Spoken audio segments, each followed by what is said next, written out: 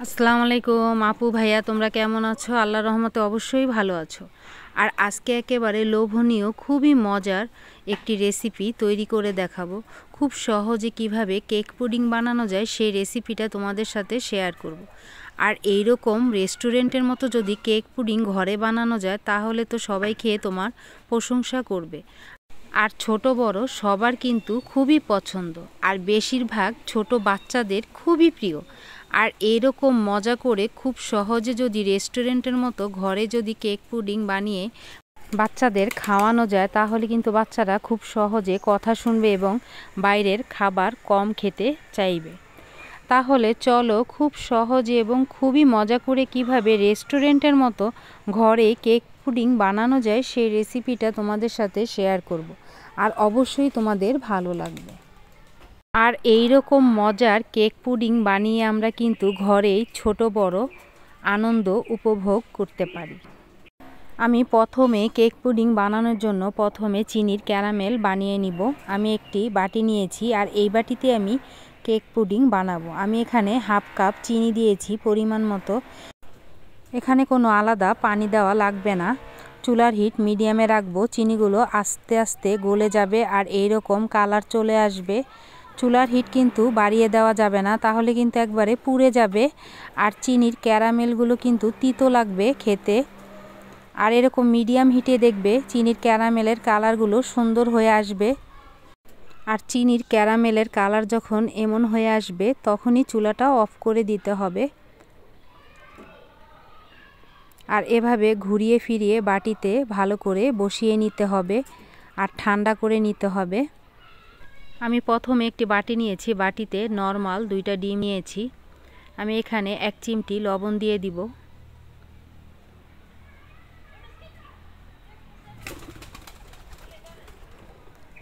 Half table চামচ vanilla essence দিয়ে দিব। হাফ কাপ চিনি দিয়ে দিব পরিমাণ মতো বা স্বাদ মতো।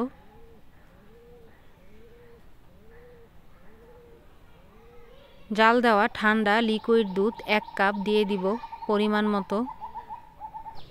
সবগুলো উপকরণ দেওয়ার পর ভালো করে মিশাতে হবে। তোমরা চাইলে ব্লান্ডারে ব্লান্ড করে নিতে পারো।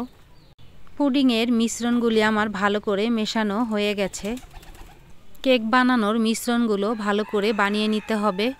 আমি প্রথমে একটি বাটিতে 3টি ডিম নিয়েছি, আর ডিমটা ফেটে গিয়েছে। আমি এখানে হাফ কাপ চিনি দিয়ে দিব পরিমাণ মতো বা স্বাদ মতো। চিনি আর ডিম হ্যান্ড ব্লান্ডার দিয়ে ভালো করে মিক্স করে নিতে হবে। যতক্ষণ না পর্যন্ত চিনিটা গলে না যায় ততক্ষণ ভালো করে মিক্স করে নিতে হবে। কেকের জন্য চিনি আর ডিমগুলো ভালো করে ব্লান্ডার করা হয়ে গেছে। এখন শুকনো উপকরণগুলো একটি চালনি দিয়ে ভালো করে চেলে নিব। আমি এখানে একটি চালনি নিয়েছি। হাফ কাপ গুঁড়া দুধ দিয়ে দিব পরিমাণ মতো বা স্বাদ মতো। হাফ কাপ ময়দা দিয়ে দিব পরিমাণ মতো। 3 টেবিল চামচ কোকো পাউডার দিয়ে দিব পরিমাণ মতো।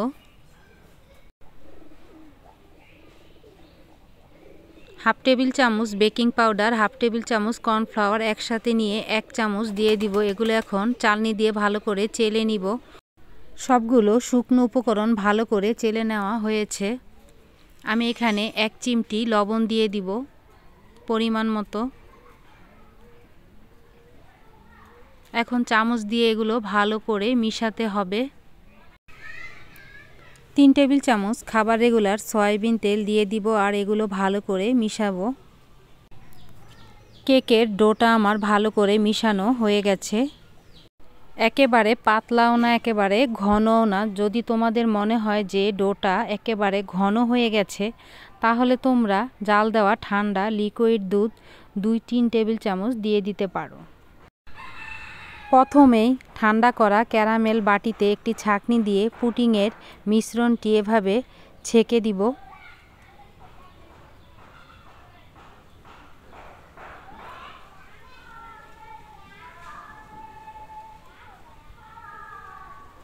ছেঁকে নেওয়া পুডিংয়ের মিশ্রণের উপর কেকের ডোটা এভাবে দিয়ে দিব।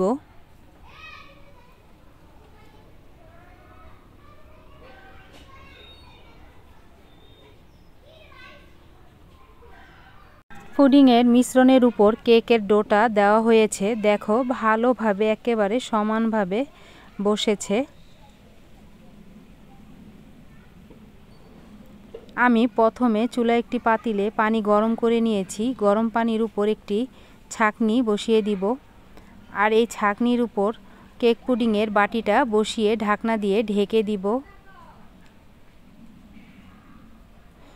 আর ঢাকনাটা খুলে কিন্তু দেখে নিবে পানিগুলো শুকিয়ে গেছে নাকি। পানিগুলো শুকিয়ে গেলে দরকার হলে আবার পানি দিয়ে দিবে। এখন ঢাকনাটা খুলে দেখে নিব পুডিংটা কতটুকু হয়েছে।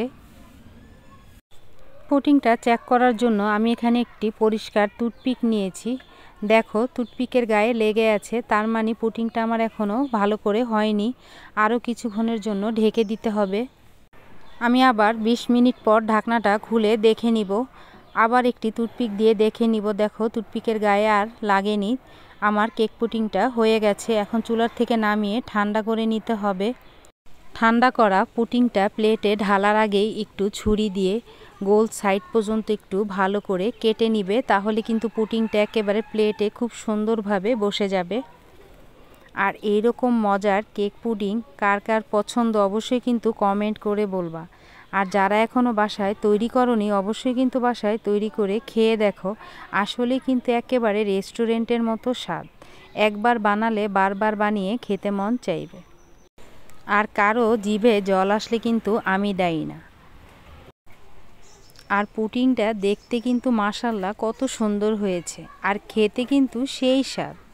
না বানালে এর মর্ম তোমরা বুঝবে না। কেক পুডিংটা এভাবে সাইজ করে কেটে নিব। আর কারা কারা খাবে তাড়াতাড়ি চলে আসো। আর তৈরি হয়ে গেল আমাদের খুবই মজাদার রেস্টুরেন্টের মতো পুডিং কেক। রেসিপিটা ভালো লাগলে অবশ্যই লাইক শেয়ার কমেন্ট করো।